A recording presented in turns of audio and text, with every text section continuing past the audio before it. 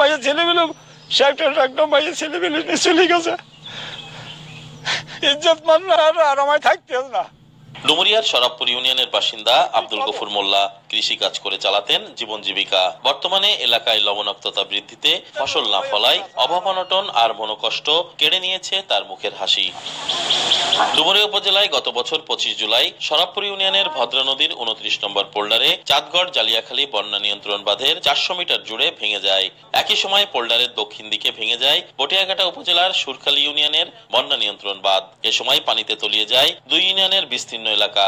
বাঁধটি সাময়িকভাবে রক্ষা করা সম্ভব হলেও নোনা পানির প্রভাবে বর্তমানে এলাকার হাজার হাজার ফলজ ও বনজ গাছ মরে যাচ্ছে। এলাকায় দেখা দিয়েছে নানা রোগ, বিবর্ণ হয়ে গেছে প্রকৃতি।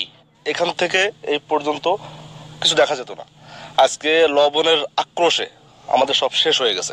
একসময় অনেক সুন্দর ছিল, গাছগাছালি ছিল, লোকজনের কর্মসংস্থান ছিল, প্রতিপক্ষের জমি জমা ছিল, তা থেকে তারা কিছু করতো, কিন্তু একদম নিঃস্ব হয়ে গেছে, সবকিছু ধ্বংস হয়ে গেছে, এখন সব ফকির।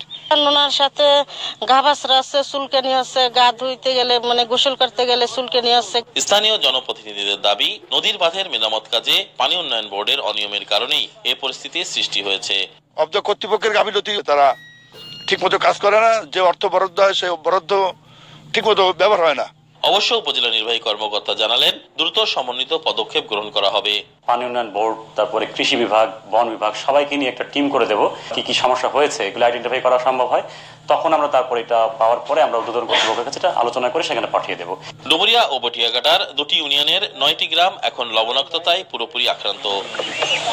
লবণাক্ততার ভয়াবহ আগ্রাসনে ভেঙে পড়েছে খুলনার ডুমুরিয়া উপজেলার শরাবপুর ইউনিয়নের সবুজ বেষ্টনী। কর্মসংস্থানের অভাবে বাস্তুচ্যুত হয়েছে এখানকার কয়েক হাজার মানুষ।